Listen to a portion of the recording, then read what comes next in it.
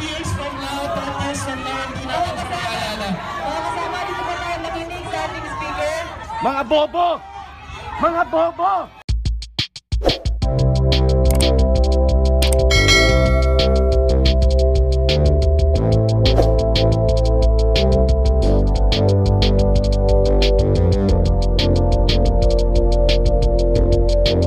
Duterte supporters at yung mga Duterte vloggers at yung mga TV radio host na araw-araw ay tinutuligsa si Presidente Bongbong Marcos, tinatawag nilang bangag at drug addict.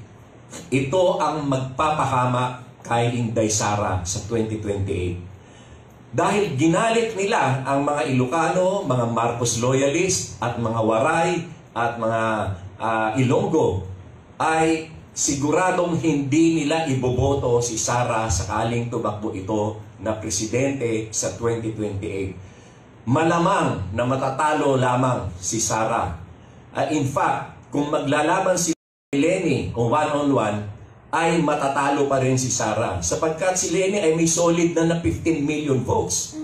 Eh kung tatanggalin mo yung Marcos votes at Marcos loyalist, mga Ilocano votes, na napakalaki niyan ha, isipin nyo Ilocos Norte, Ilocos Sur, Pangasinan, La Union, Cagayan, Isabela, at yung mga Ilocano sa Mindanao, napakaraming Ilocano sa Mindanao at saka sa Cebu.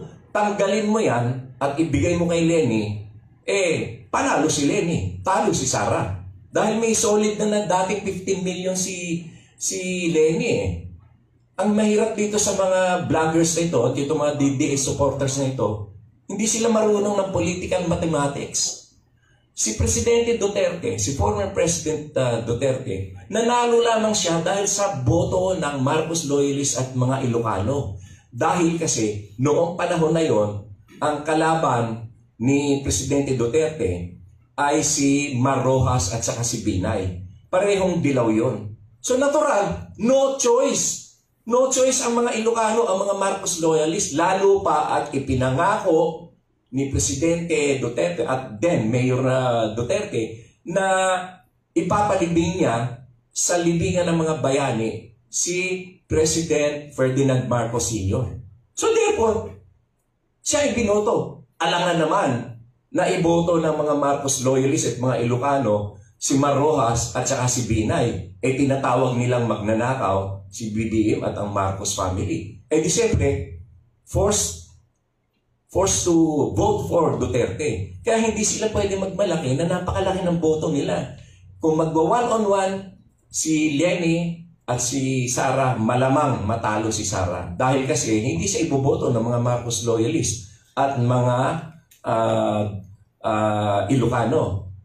Tawagin ba naman nilang bangag at adik si BBM, i-expect mo ba na boboto pa sa kanay kay Sara yung mga yan? Natural, hindi. Galit na sila ngayon Ang may kasalanan niyan, ang napahamak niyan ay si Sara. Kagagawan ng mga DDS vloggers at mga DDS supporters at mismong yung tatay niya.